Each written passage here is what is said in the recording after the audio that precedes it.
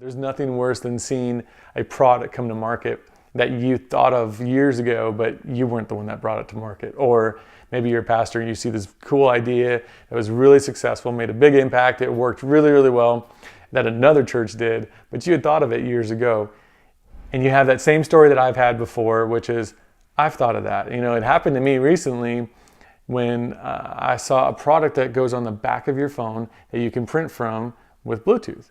Now, it doesn't seem like a big deal because you've probably seen this type of stuff, but 6 years ago, I sat down at a meeting and pitched the idea to someone to invest in that concept. I knew the technology behind it, I knew what I wanted to do, the product that I wanted it to be, the way I wanted it to look, and they turned it down. They said it'll never work. And so I moved on.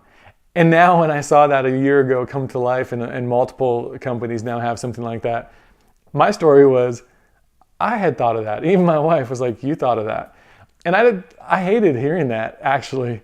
And I don't want to live with the story being, I had thought of that, or that was my idea.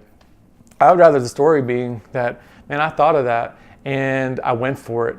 I didn't say that I want the story to be that I thought of it and it worked and I was really successful. That's not the goal. The goal would be that I'm writing a story that is, I thought of it and then I went for it. And I know I can't go after every idea, but some of those big ideas, the right ideas, sometimes the wrong ideas, but just the big ideas, I don't want to just sit paralyzed, never going after them because I have so many, I don't know what to do with them.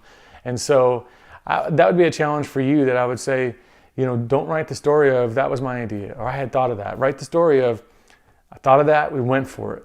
And the way that I sort of kind of decide, I know you could say, well, you can go for it, but it could cost you everything. Well, I'm with you, and I know we don't want to make stupid decisions. I always say don't choose stupid, and you need to have some sort of calculated risk. But one of the things that helped me do that, I'm not a very organized person, so I've got to make it really, really simple.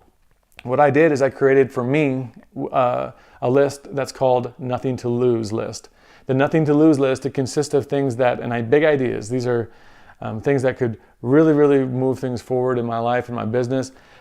But on that list, if I go after it, I've got nothing to lose. It's not going to cost me my family, and it's not going to cost me my business.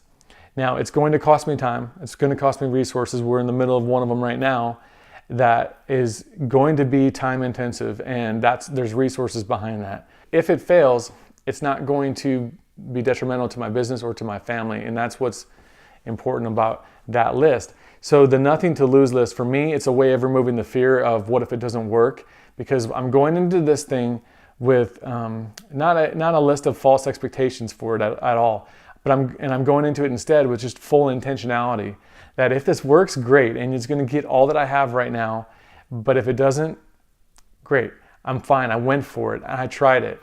And so that's just a quick thought today on something that maybe could help some of the notorious dreamers out there to put some action to these things. And the other thing I do is, I just pick one. And I just try to make progress weekly, daily, sometimes even toward that one idea until I know it's not going to work. But until I've gone far enough to know it's not going to work or I saw it come to life, that's the one I focus on because I have to. And I do better that way.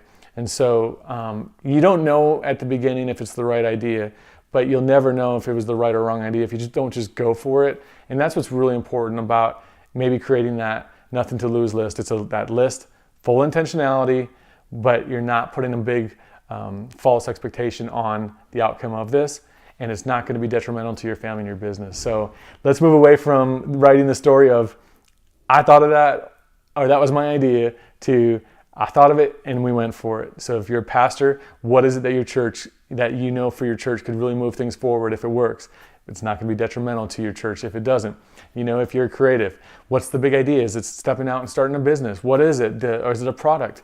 So I would just challenge you, go for it. That's it.